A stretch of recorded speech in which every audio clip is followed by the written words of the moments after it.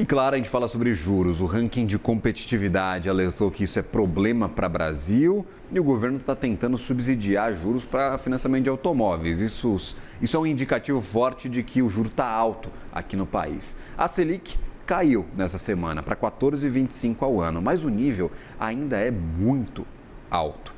Isso levanta uma questão: onde é que o investidor deve olhar agora para a renda fixa? Os títulos pós-fixados continuam como uma opção do que atraente, principalmente diante de um ambiente de muita incerteza.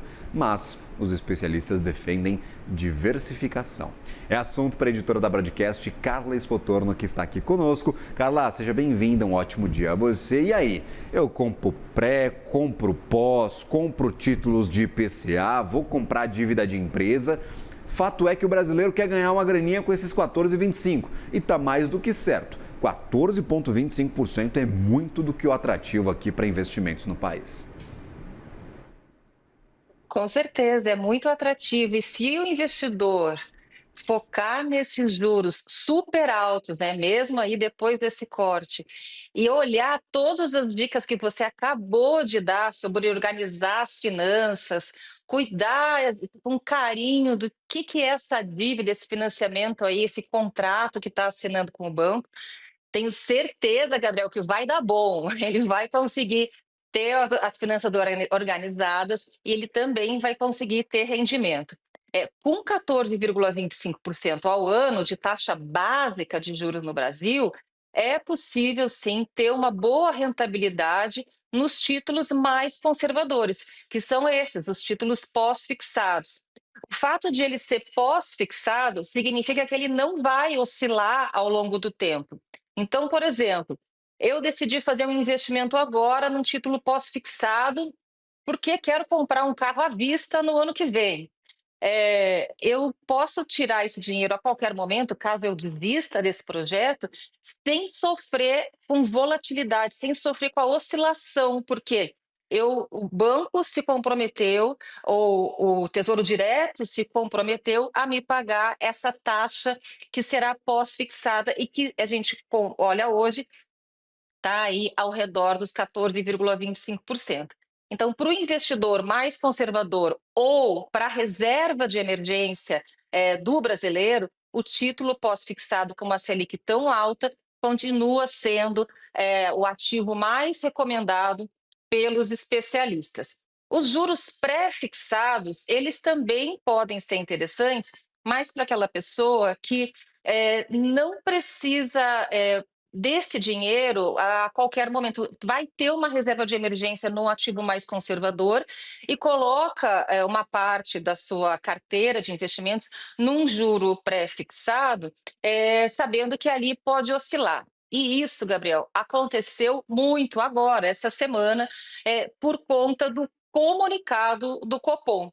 O Copom cortou os juros na quarta-feira e no comunicado que divulgou junto com a redução da Selic, ele explicou que ele estava mudando o horizonte relevante para a política monetária. O que isso quer dizer? Isso quer dizer que o prazo que o BC se dá para cumprir a meta de inflação não é mais no ano que vem, é em 2028.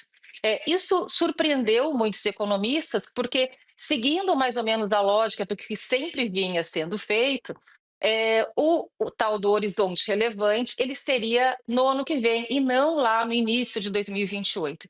O resultado disso foi muita volatilidade nos títulos pré-fixados.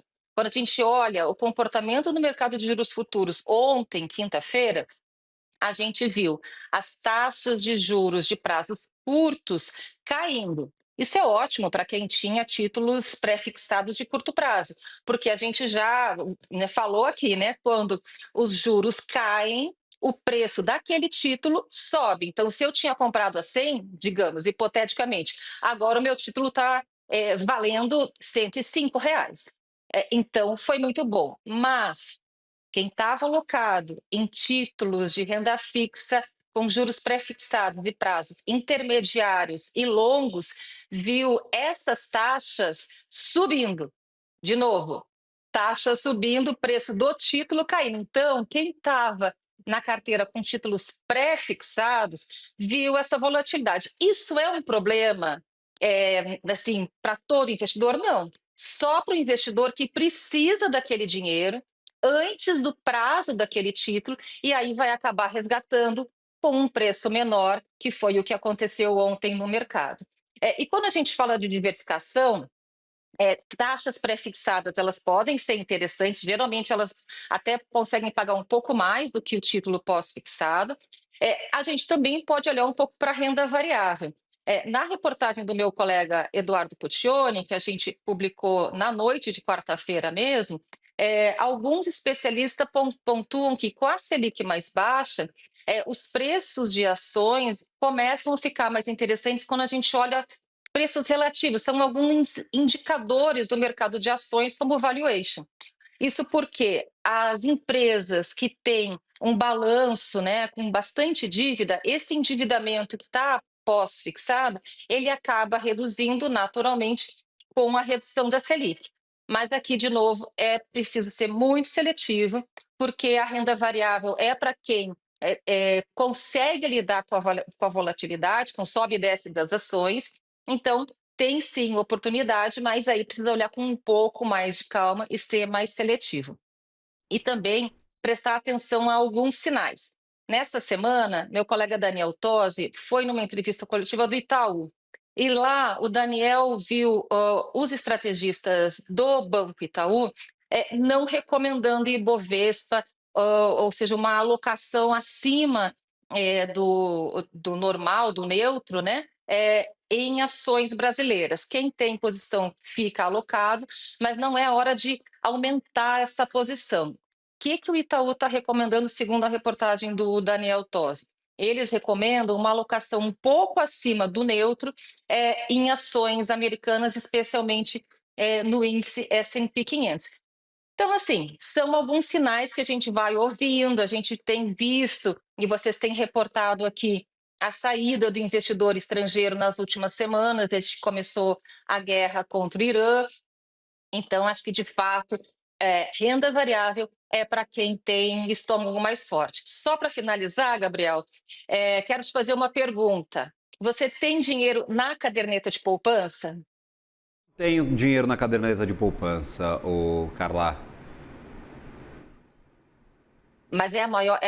Você tem a maior parte? Não, Não, tem um eu não pouco de tenho, dinheiro, não é isso? tenho, Eu não ouvi tenho direito. dinheiro. Ah, tá certo, muito bem. Porque na reportagem que a gente publicou, o C6 Bank fez algumas contas e para quem está nos ouvindo, e diferentemente de ti e de mim, que tem dinheiro na caderneta de poupança, é legal olhar esses números aqui. Nas contas do C6, quem investir em Tesouro Selic num prazo de 6 meses ganha mais ou menos 17%. Tesouro Selic é um título pós-fixado, né? Então tem um ganho de mais ou menos 17%. Se esse mesmo dinheiro, esse mesmo valor ficar investido na caderneta de poupança, o valor de rentabilidade, o dado, né, de rentabilidade, o percentual é 2%. Ou seja, para quem está ouvindo e tem dinheiro na caderneta de poupança, vale parar e avaliar se é isso mesmo. Olhando o outro período, só para finalizar, C6 fez a conta para um investimento de 5 anos. No Tesouro Selic, o ganho de 53% ao fim desses 5 anos. Se esse investidor encontrar um CDB pré-fixado com 15,1% de rentabilidade, o ganho é de 57%. Sabe, Gabriel, quanto que a poupança daria nesse mesmo período, 5 anos? 24%. Menos da metade do que o valor que essas outras possibilidades, né? Um título pós-fixado ou um título de banco pré-fixado poderiam dar. Então, acho que para quem está nos escutando, né, Gabriel, acho que é bom seguir teu exemplo e repensar essa alocação em caderneta de poupança. O próprio presidente do Banco Central, Gabriel Galípolo, já disse recentemente que a poupança no Brasil é um Robin Hood às avessas. não dá para talvez classificá-la como, como o principal objetivo da existência da poupança ser um investimento. Não é para isso. A poupança é um mecanismo de financiamento para o setor imobiliário. Então, quando você for colocar dinheiro na poupança, pensa assim: eu estou dando dinheiro para alguém financiar o imóvel, não estou fazendo um grande investimento, porque como a gente viu nas contas que a Carla nos trouxe, aí você está perdendo um pouquinho de dinheiro, talvez, está deixando muito dinheiro na mesa. Se a gente olhar para os 6 meses, isso é claro, mas quando a gente olha para o prazo mais longo de 5 anos, é gritante a diferença. Então, fica aí a dica, talvez vale repensar o teu portfólio e a alocação do teu dinheiro. Carla Spotorno, até uma próxima, minha cara. Obrigado pelas dicas e por compartilhar essa apuração de vocês com a gente. Eu que agradeço e uma boa sexta-feira para todo mundo aí. Valeu, até.